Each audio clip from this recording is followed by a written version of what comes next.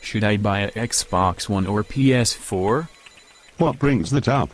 I didn't think you were a gamer. Christmas is coming up. And if the kids were not good enough to deserve a new game system for Christmas, it could wait until their birthdays. So, should I buy a Xbox One or PS4? Xbox One has the Kinect motion sensor, making it invaluable if you want activity-based games for your kids. Microsoft admits that the Kinect sensor can be used to verify that you are in front of the unit and track your actions. So theoretically the NSA can use it to watch you make love on the couch. What's your opinion of the PS4?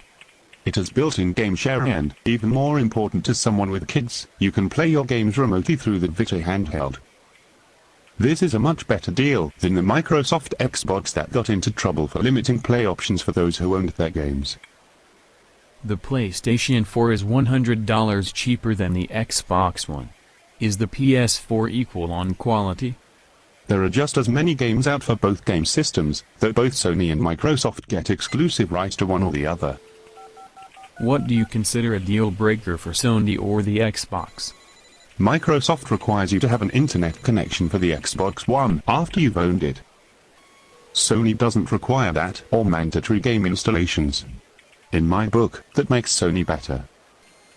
What about entertainment options? You can watch Blu-ray and DVDs on either one. Why then does anyone get an Xbox? Some people think the Xbox has better controllers, including the Kinect that comes with it. Others are loyal to Microsoft, and they think that the product will get better. Microsoft is starting to put out independent games and reversed itself on its always-on position. What is always on? That's when the unit had to be on all the time, so the voice sensor and motion sensors were always on. If you're paranoid and think the NSA watching through everything it has, it means a lot of NSA techs are going to listen to two drunk gamers talk about which pizza to order. Or record the infrared profile of teens making out on the couch.